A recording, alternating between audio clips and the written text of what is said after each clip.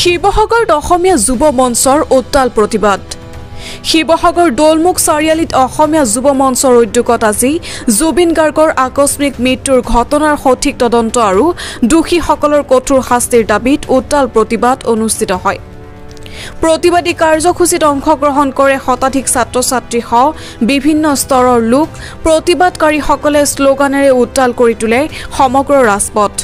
শ্যামকানু মহন্তক গ্ৰেপ্তাৰ কৰক, সিদ্ধাৰ্থ শৰ্মাক আইনী তদন্তৰ আওতাত আনিব লাগিব, তদন্তত গাফিলতি নচলিব আদি শ্লোগানেৰে মুখৰিত হয় প্ৰতিবাদ। অসমীয়া যুৱ মঞ্চে দাবী তোলে যে জুবিন গাৰ্গৰ মৃত্যুৰ সময়ত ঘটনাস্থলীত উপস্থিত থকা শ্যামকানু মহন্ত, সিদ্ধাৰ্থ শৰ্মাসহ সকলো অভিযুক্তক অতি শীঘ্ৰেই গ্ৰেপ্তাৰ কৰি কঠোৰতম শাস্তি নিশ্চিত কৰিব লাগে। এতিয়ালৈকে আৰক্ষীয়ে অভিযুক্তক গ্ৰেপ্তাৰ নকৰাত যুৱ মঞ্চই তীব্ৰ ক্ষোভ প্ৰকাশ কৰে আৰু সমতল উলিয়াই প্ৰতিবাদ অব্যাহত ৰাখে।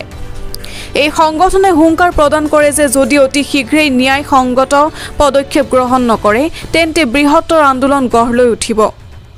সমগ্ৰ অসমতে জুবিন গাৰ্গৰ মৃত্যুৰ যি উচিত তদন্তৰ ন্যায়ৰ দাবীত সমগ্ৰ অসমত প্ৰতিবাদৰ জোৱাৰ সৃষ্টি হৈছে। তাৰ সমান্তৰালভাৱে আজি আমি শিৱসাগৰতো অসমীয়া যুৱ মঞ্চই সমূহ শিৱসাগৰবাসী ৰাইজৰ উদ্যোগত জুবিন গাৰ্গৰ মৃত্যুৰ উচিত তদন্ত বিচাৰি আমি আজি প্ৰতিবাদ সাব্যস্ত কৰিছো। ইয়াৰ মূল বিষয় হৈছে যিজন শ্যামকানু মহন্ত, যিজন অভিযুক্ত, যাৰ নাম সাঙুৰ খাই পৰিছে।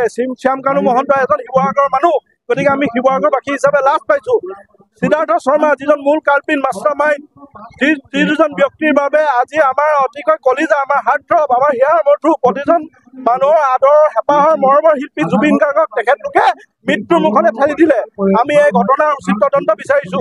আমি বিচাৰিছো যে মুখ্যমন্ত্ৰী মহোদয় যেনেদৰে জুবিন গাৰ্গৰ অন্ত্যেষ্টিক্ৰিয়া খুব সুন্দৰকৈ সুকলমে তেখেতে সম্পন্ন কৰিছে, তেখেতে কোনো অৱহেলা কৃপণালি নকৰাকৈ তেখেতে জুবিন গাৰ্গৰ যি অন্ত্যেষ্টিক্ৰিয়া সম্পন্ন কৰিছে তাত আমি সুখী হৈছো। কিন্তু তাৰ সমান্তৰালভাৱে আমি ক'ব বিচাৰো, মুখ্যমন্ত্ৰী মহোদয়, আপোনাৰ ডিউটি কিন্তু এতিয়াও শেষ হোৱা নাই।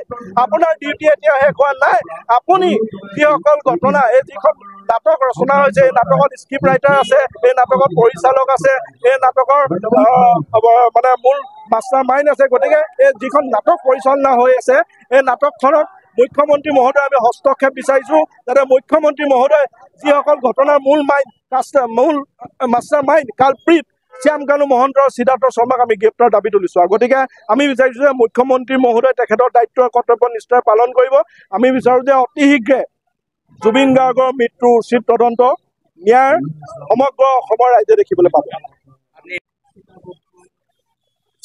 অসমৰ জনগণে প্ৰয়োজন হলে দেশ সলাবও পাৰো, প্ৰয়োজন হলে দেশ জ্বলাবও পাৰো। গতিকে চিধা চিধি কথা, ইয়াত গ্ৰেপ্তাৰ চেপ্তাৰ কথা নাই, এনকাউণ্টাৰ লাগে। ইয়াত এনকাউণ্টাৰ লাগে। আৰু যদি সেই এনকাউণ্টাৰ যদি অসম চৰকাৰে যদি এনকাউণ্টাৰটো কৰে তেতিয়া মুখ্যমন্ত্ৰীক আমি চেলুট দিম। কাৰণ এতিয়ালৈকে তেওঁ যিখিনি কৰিলে, সঁচাকে কৰণীয় কামখিনি কৰিলে, আমি আপ্লুত হৈছো, ভাল পাইছো। কিন্তু তাতে তেওঁ শান্তত থাকিলে নহব, আৰু আমি শান্তত নাথাকো।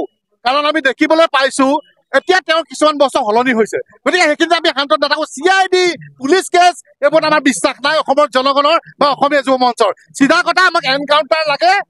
তেওঁলোকক যদি সঁচাকে এতিয়া গ্ৰেপ্তাৰ কৰিব বুলি আমি শুনিছো, যদি গ্ৰেপ্তাৰ কৰে মই জানো যে মেডিকেল নিব, আৰু মেডিকেল যাওঁতে হয়তো তেওঁলোকে পলাব পাৰে। কেলে পলাওঁতে তেওঁলোকক ধৰিলে নহব। মুখ্যমন্ত্ৰীয়ে ভালকে জানে যে কেনেকে কি কৰিব লাগে। গতিকে আমি অসমৰ জনগণে সেইটোৱে বিচাৰিছো যে এনকাউণ্টাৰ লাগে। আৰু যদি তেওঁলোকে এনকাউণ্টাৰ কৰিবলৈ আমাক চঞ্জাই দিয়ক, প্ৰয়োজন হলে ৰুৰা তলত দি পেলাই একদম ৰুৰা চলাই দিম, তেহেঁতৰ ওপৰত পিঠা কৰি পেলাম, প্ৰয়োজন হলে জেল আমি যাম। জুবিন গাৰ্গৰ ক্ষেত্ৰত কিন্তু ন' কম্প্ৰমাইজ, কোনো ধৰণৰ কম্প্ৰমাইজ নহব। মুখ্যমন্ত্ৰীক চিধা চিধি কথা কৈ দিছো, তেখেতক ভাল কামত কিন্তু সমৰ্থন কৰি আহিছো, কিন্তু জুবিন গাৰ্গৰ লগত ন' কম্প্ৰমাইজ। তুমি যদি সঁচাকে মুখ্যমন্ত্ৰী অসমৰ জনগণৰ লগত আছা, অন্তৰাত্মাই যদি সঁচাকে হৃদয়ৰ পৰা যদি জুবিন গাৰ্গক তুমি ভাল পাবলৈ শিকিছা, এই সিদ্ধাৰ্থ আৰু এই শ্যামকানু, এই 422টাক দালাল, পইচাৰ খকুৱা ডকাইতকেইটাক তুমি যদি নোৱাৰা আমাক সমজাই দিয়া। তুমি যদি নোৱাৰা আমাক সমজাই দিয়া, চিধা কথা, স্পষ্ট কথা। আমাক এটাই লাগে, কোনো জেল ফাঁচি মোৰ মতলব নাই, এনকাউণ্টাৰ হ'ব লাগিব। তেতিয়া আমি অসমৰ জনগণ শান্তত থাকিম। নহলে আমাক সমজাই দিয়া, আমি কি কৰিব লাগে আমি কৰিম। চিধা কথা, স্পষ্ট কথা। তেওঁলোকক জেল নিব লাগে, তেওঁলোকক সোনকালে এৰেষ্ট কৰিব লাগে। আৰু যেতিয়ালৈকে তেওঁলোকক এৰেষ্ট নকৰে তেতিয়ালৈকে কিন্তু এই জুই জ্বলিবই। এই প্ৰতিবাদ অব্যাহত থাকিব।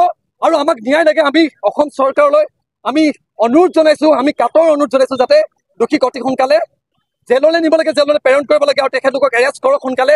আপোনালোকে উচিত তদন্ত কৰি অতি সোনকালে তেখেতলোকক কৰায়ত্ব কৰক। আৰু আমাক এই ন্যায় লাগিবই। জয় জুবিন দা। শিৱসাগৰৰ পৰা ফৰিদ আলীৰ ৰিপৰ্ট, সুহানা লাইভ।